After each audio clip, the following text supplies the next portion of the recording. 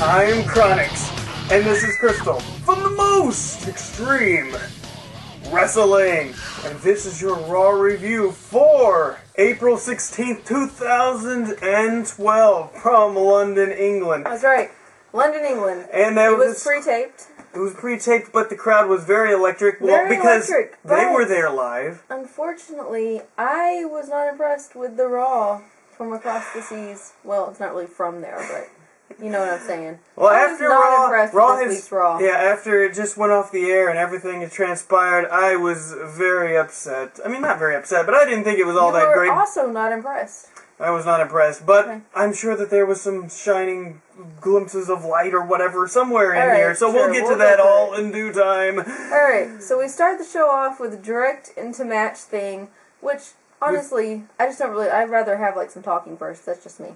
Anyways, with Punk versus Mark Henry in a no disqualification match. For the championship. For the championship. Sorry, guys. And do note that CM Punk was not all physically, emotionally upset going into the match. No, he was not. Because remember, he got that beer bath and everything. Because that really... Yeah, but that was like a whole week ago. Well, I know, but I mean, all this stuff with him has been making him very upset with Chris Jericho, and he is obviously shooken it off by now. Well, anyways, so we start off the match, and I made an observation that Punk was pretty much doing the pee-pee dance in the corner of the ring. I know, right before the match started, I mean, I know he was getting ready, but it kind of looked like he had to pee. Pee-pee dance. I mean, really. It was the pee-pee dance. It was, guys. Y'all know what the pee-pee dance looks like. We've all done it before. But that's what he was doing. With this crowd, they were very electric, like I said, so of course they were doing the CM Punk chants. And then there's a chair hit. Yes, there was several chair hits. Because you see CM Punk goes and grabs a chair and starts beating the crap out of Mark Henry. But then... Mark Henry grabbed the chair first. No. But then Mark Henry starts beating the chair onto CM Punk. What match were you watching? I just thought that Mark Henry had grabbed it first. But it was incorrect. Okay. But, yeah. Yeah, so No, go ahead. The match ends with CM Punk getting on the top rope and doing what can only be described as the top rope elbow drop with chair. Well, that sounds very technical indeed. But that's what it was. Within this match, I want to note this, because there was some Ric Flair woo chops, right? But instead of doing the woo, people were doing the yes thing. So I saw on Twitter that everybody was saying, it's the official death of the woo chants, and now Daniel Bryan has taken over everything with the what chants, which I'll get to later. That's right. But also the Ric Flair chops, and come on, dude. Daniel Bryan's not taking over the Ric Flair woo things. I swear. The only reason they were doing it was because they were already doing the yes-no thing. They were already into it. He just happened to do some chops, so of course they did the yes thing. Don't bury, rest in peace. You can't just kill off the Ric Flair chop just like that. It's too ingrained into our wrestling minds for it just to go away. Okay. You just wait and see, I swear. Okay. But CM Punk wins this one with the chair, so he retains his championship, beats a big guy like Mark Henry. Hi, Teddy. Well, he's not officially here. Now he's here. Oh. Hi, Teddy. Hi, Teddy. Teddy watched Raw, too. And he's apparently going to be inside of this video as well. Now we see CM Jericho? Punk. Yeah, CM Punk's still in the ring after his win. Chris Jericho comes on to the Titantron. Right, and he is sitting in a bar. Or, well, he's sitting in a bar. Yeah. He's like sitting in a broom with 12 beer bottles around. Yeah, because I have... Chronix counted. Yeah, I was thinking, wow, I probably have more alcoholic beverages than in my house. I'm just saying. You would imagine in a bar...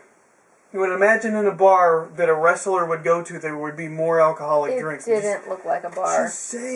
There was no one around and no bartenders. Obviously a set. So anyways, so he gets on there and he's like, congrats, Punk, you have the title. But you reek of beer. And he like goes on about that. And then he promos the match in 2 weeks at Extreme Rules as a Chicago street fight. Yes. So then, you know, Punk... Oh, go ahead. We do find out that not only CM Punk will be at that pay-per-view, but also his father, his mother, and his sister. I was getting to that. Well, go ahead and get there. You're getting there pretty dang slow. Let's say the same thing about you. Anyway, so Punk, he's like, oh, well, it's going to be in Chicago. He's really excited about kicking his butt in front of his friends and family, like Chronix just said. And then Jericho's like, will you show up sober? Because this is some footage of you before the show. Hours before the show. It looked like it was at like 6 a.m. I mean, really, that was the lighting and the little birds chirping. Just saying. Alright, and so he shows this dude who I don't even think was CM Punk, like, honestly. Yeah, it was. It was him? Come on. I don't know, it just looked like some dude. It just looked like a dude. It's CM Punk, come on. Alright. Anyways. It's not a big steroided up freak. It's just CM Punk. I know, it just trips me out that he just looks like a guy. Anyways. He's in a hoodie, it's CM Punk. I know. Alright, so anyways, so he's like, were you drinking? And CM Punk's like, well, I can't have fish and chips in a bar with a friend, you know, or a pub. And then Jericho's like, well, that's how your dad started. You know, he was just going to the pub with some friends, and then he lost everything, blah, blah, blah. And then Punk is going to rebut, but Jericho runs off. Now, I just gotta say, I mean, this is obvious the way they filmed it, because it's not real, right? But it's so obvious that they filmed CM Punk walk into a building and walk straight out. Because, like, there was no time difference. I mean, obviously, it was just in and out. It was just kind of hilarious to me. Like 6 o'clock in the morning. It was just like, wow. So, I guess Chris Jericho was stalking him with his camera. And Teddy, you're kind of taking up the whole area. But it's going to be the Crystal and Teddy review. Oh, boy. You're pretty much gone at this point. Oh, well, I'll talk over him. I don't care. Alright, so now we see R-Truth as Sherlock Holmes, which I thought was funny, because I don't know if anybody knows this, but I'm a huge Sherlock Holmes fan. They are my most favoriteest books in the whole world. I love, love, love Sherlock Holmes. I hate the new movie, though. It was a disgrace. But anyways, so R-Truth is dressed up as Sherlock Holmes. He's doing a comedy bit, and he's like, hey, Teddy Long, I'm going to find you a job. And he has his little magnifying glass. And then Teddy's like, it was the best news I've heard all month. I don't like seeing Teddy Long this depressed, man. Oh, he is so sad. But where does Sherlock Holmes live? No, Teddy, on Baker Street. Oh, I knew you'd know that, because you love those books so much. 221B Baker Street. Oh my gosh. I believe that's the address. Book nerd. So now, Santino with the... Movie nerd. Huh? You call me a movie nerd? I did. I'm not even a movie... You could have called me a wrestling nerd. That would have made more sense. I know, but then I would be too. That's true. Alright, Santino is the United States champion. They are in London, but he's going to defend his United States Championship. Well, I guess they don't have a European title anymore, but whatever. So he's going to go against Otunga. And for some reason, Otunga keeps getting matches. Why? Why? Where's the Miz? And then the Dolph Ziggler's just getting squished. And I mean, what is this guy deserving of having a match every single week? I don't understand. Well, he's a resident bad guy, I guess, and... But he's so lame. He is, but... So lame. Anyways, so Santino... Oh, Santino has like a whole bunch of jerseys on, but not as many as Al Snow can fit on.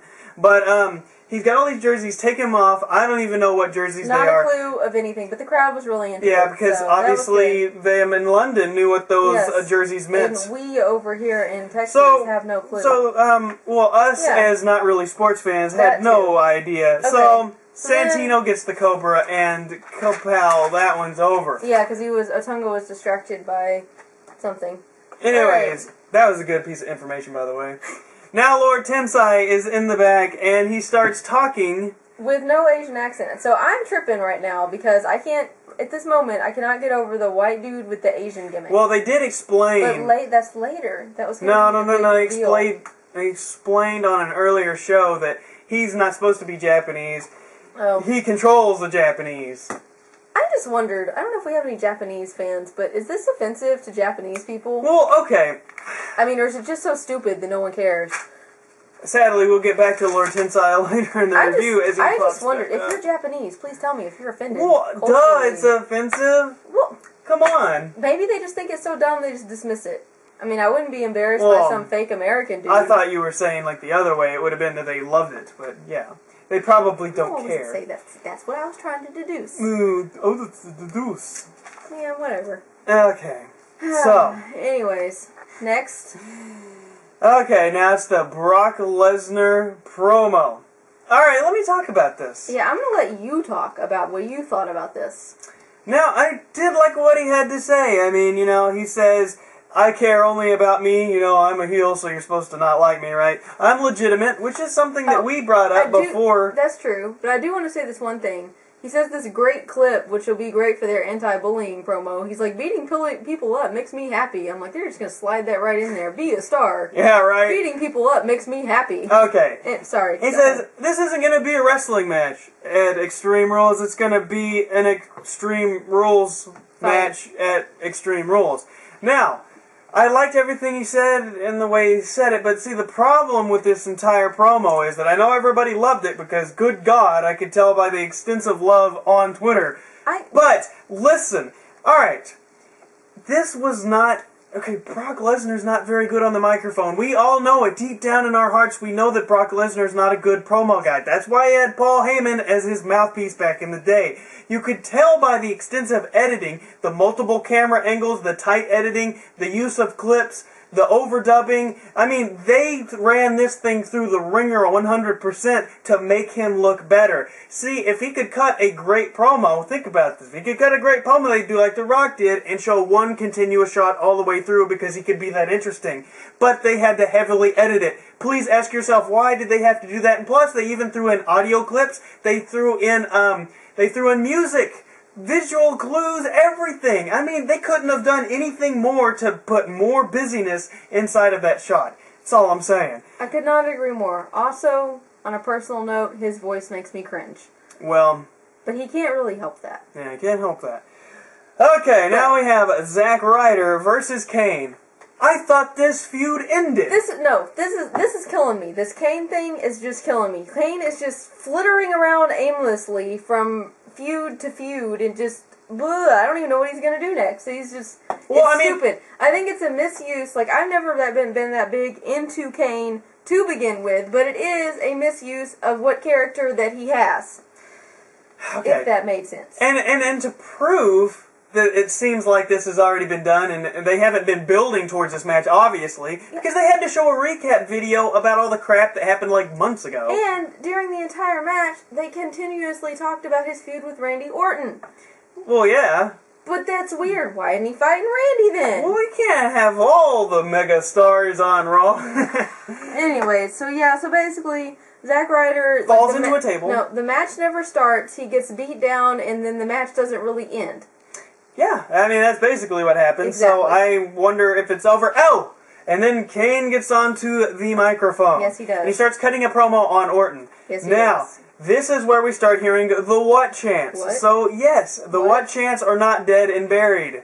They're still alive. I know it's unfortunate. Stone Cold Steve Austin's been retired for 8 or 9 years, and the what chants still live on. I like the what Daniel chants. Bryan has not killed the what chants. They live! Right. At least in London. Right. So Kane gets his promo over Randy Orton, and that was pretty much the end of that. Right. So then we shoot backstage with Kofi talking to AJ, and Daniel Bryan is like, well, I'm going to put the label lock on you because you're talking to my girl who's not my girl, but she's still my girl, so you can't talk to her. Yeah, sorry, I just said it wrong. Sorry, guys. Label lock. Label lock. I wrote it label, and so that's what I read. I'm sorry. Anyways, he says he's gonna change the label lock to the yes lock. Well, I guess it doesn't matter that you got it. Exactly. You fumbled that doesn't because matter. now it's the yes lock. And so he stands in the hall and says yes 1,000,000 times. Okay. Now. And then Kofi has this great line. He's like, "You're stupid," and walks off. And that was an amazing line. Anyways, now, you know how I've been saying with the whole thing with Daniel Bryan, it's like, it's cool what he's doing, I like the direction, and he's doing a lot of heel stuff, but the crowd still chants his name, and they still like him. Now, I understand them being here in London, and they had the super pops and everything, it makes people like him more, and it makes it seem like he's more of a face, because you got so many just people marking out and everything. But, I did like the fact what he did. He did the yes chant way too long, and he disrespected, the guy who invented the Lavelle lock, and he changed the Lavelle lock name to the yes name. So he did all these little bitty things that are just annoying. So I can imagine threw it all away as soon as he came into the ring. I could imagine when they come back to the States, maybe it'll help. But I do worry about it because if people keep giving him face pops, it's kind of hard to push the guy as a mega heel. You know what I'm saying? Mm-hmm. It's kind of hard to put him against a face who everyone loves, and then have Daniel Bryan, who's a face, apparently, who everyone loves, Yeah. even though he's supposed to be a heel. Right, so then we have, moving on, we have John Cena, who gives a live promo note. Anyways, so, and he says, WrestleMania might be the end of my era because John Laryngitis hates me. He says Cena sucks, which everybody else says, give a little crowd hate. How many people are going to use the term end of an era? I know. Seriously? This is true. Anyway, so he says, now I thought this was a good point, because he brings up the fact that because everybody hates on the fact that wrestling is fake. But I thought that Cena did a good point of bringing up the fact that he's like, yeah, Brock Lesnar is real, but with all the realness, all the philanthropy goes away, the caring about the fans goes away, like all that cool stuff that comes with being an entertainment company instead of a beat people to death company goes away. Did he say beat people to death company? No, he didn't. I threw that in okay, for the viewers. I wanted to know where the line between reality and you was. Okay, but he did bring up all the good points about being a fake company. But anyways, not a fake company, but a fake whatever. Alright, so then he says, Brock Lesnar is just destruction, and he only wants to end me, but I will fight. Okay. Okay. They're going to fight April 29th, and it will be a fight. And he got really angry and all that, so. He gave a good live promo. Sorry, I just felt like I need to mention that. So, Johnny Ace comes out, and, do I get that right? He says it's going to be Laryngitis says it's going to be the end of an era. He said it too. Okay. And then they're going to have a 3-hour Raw and everything. My notes are kind of, I don't know what's going on over and here. he says, well, because there's going to be an Extreme Rules match tonight. With the mystery opponent. Not only at the pay-per-view, but tonight. And the mystery opponent, which we completely guessed. I mean, come on. You guessed. Yeah, well. So then we cut to R-Truth and Hornswoggle in the library. Hornswoggle gets stuck or something. I don't know. He's still being Sherlock Holmes. I missed that part. I know you did. That's why I threw it in there real fast, because I knew you weren't in the room. Okay, so, Kofi Kingston versus Daniel Bryan. They had their little backstage segment. Now, it was a good match, but he finally gets the little yes lock, which, of course, is a little this is where I'm saying, like, he threw away all his, like, heel thing. Because he came in and he was doing all this face stuff, like saying yes every time he hit Kofi. Like, that's what the crowd's like, yes! But yes, it's supposed like every time. But it's like he should have known that would have got the crowd excited for him. Yeah, but I mean, it's supposed to be annoying. I know, because he says when people say yes, they are really making fun of him. That's what he said. Yeah, but he keeps saying yes himself. It's really confusing to me. Well, I don't know.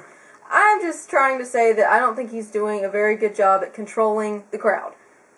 I would agree with that. Okay. Because, I mean, he's not getting the heat. Yes, that's all I'm trying to say, is that he's not understanding that they're going to chant yes with him and be excited. I think he understands. When he hits Kofi. It's like he doesn't know exactly what to do.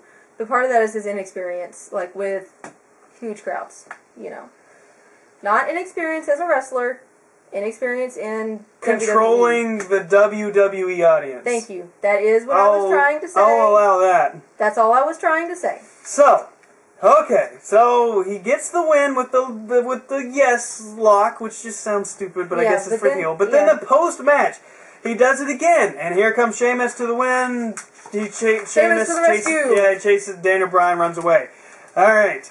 Now I have the Funkasaurus going against the Jobber of the Week, who happens to be, oh god, here comes Vicky Guerrero, and I'm hoping it's Jack Swagger. No, not Dolph. But it's Dolph. I cried. But it ended in a DQ because of the interruption. Jack Swagger got in the ring. So thank God you didn't actually get squashed, because I would have been very upset. I would have cried, I think. Okay. He's like my last guy. So disqualification. Vicky gets in the ring because Cameron chases her. I thought that was the Bella twins out there. I mean, I did too. Our feed sucks. I know. How did we get the Bella twins and the dancers confused? I don't know, but it happened. That's how crappy our feed is. But anyway, so they have an altercation, and then that's over. And then they have the Chief Jay Strongbow, who just passed away. I said Jay. Never mind. Chief Jay Strongbow, who just passed away. They have like a discussion about him in a little promo package, which I thought was nice since the guy just died. So R-Truth is back there with Teddy. He's found him a job. The job is SmackDown General Manager, but Teddy's like, yeah, he just got fired from that. So bad detective work by Sherlock Holmes. Boo-boo face and walks away. So the Great Khali, oh my gosh, the Great Khali and not the Miz or anyone else. I was thinking that maybe he's more well known in Europe than he is in the States. Please. Nobody across the planet wants to see this guy. The Great Khali and the Big Show, randomly thrown together big guy tag team. Going against the tag team champions of Primo and Epico. Just, you can't give better opponents for these guys. With Rosa, who looks super hot. It was every day with the Rosa thing. Anyways, you see AEW is scouting in the background. Oh, yeah. So. Yeah, up at the stage. But the Great Khali does a super gay pin, and the Big Show also pins the other guy, and that one's over. I also saw an epic sign. This guy was holding up this big yellow sign that said, "I hate Brock," and I was like, yeah, go random dude. But anyways. How much did you have to pay that guy? So, now Johnny and Otunga come out, and they are going to be revealing the mystery opponent for Cena here in the main event. And who is it? None other than Lord Tensai, which I don't remember him being in the main event. He was doing squash matches and beating like 3 or 4 guys, and now he's in the main event. Real odd. And then, but we do have more of an explanation for the white dude being Asian. They say that he went to Japan and learned their ways. Yeah. I'm like, okay, thank you for the explanation, because it was bothering me. So, he pretty much has the same gimmick as Jinder Mahal, but whatever. But Jinder Mahal is actually Indian, right? Well, yeah, but... Okay. I mean, on a different level. It's not important. Alright. Anyway, so he beats a couple of jobbers, basically, and now he's in the main event having a hard-fought match with John Cena. It was a good match. There was lots of... This was an Extreme Rules match. Not one weapon. They didn't even go outside of the ring that I remember. Go outside of the ring. Maybe to use the steps. They used the steps outside of the ring. You can use that in a regular match without getting disqualified. There was lots of steps to the skull and feats of strength and whatnot. Let's go Cena sucks chance. Yeah, and then there was a point because the Daishi, the little guy that follows Lord Tensai around. That's not his name. They called him the Daishi or the Daisha or the Dishai or something. No, they didn't. Yes, they did. I know that's not his name. He attacks John Cena out of the ring, and then Otunga throws John Cena back in. And that was a part of the Extreme Rules because, there was other people involved. It could have been a no disqualification for that matter. Anyways, and so then he has Tensai and the STFU. Otunga interrupts. Otunga's just always sticking his nose and everything. Otunga gets the AA for his troubles. That's right. And then boom, out of nowhere comes the green mist. The green mist. It blinded John Cena. The poison green mist. Okay, see, we've discussed this. Where I draw the line with the suspension of disbelief in wrestling is when magical powers come into play. That's not really magical powers. A green mist is a physical thing in your face. I know, but it has magical blinding powers. It's a little bit different than the urn or something. I don't know. It's a physical in your face thing. I know, it's like the salt in the eyes. It's like Kool-Aid or something. But anyways, Lord Tensai wins. It's weird to me. Lord Tensai wins. Cena loses. He's on a losing streak. So this, I don't know, man. He's going to go against Brock Lesnar. And they're kind of making it seem as if that he might actually beat Brock Lesnar. You know what I'm saying? Which I'm sure would upset the fans. But we'll have to see as everything unfolds. Yeah, because he did the Tajiri green mist to put out Cena. Oh, with his green shirt. Which I'm wearing a green shirt. Not because I support Cena. Because you will never ever see me wearing a John Cena shirt. I'm just letting you know. But we will see you all guys next week. This was obviously a very weird Raw, but... Yeah, oh well.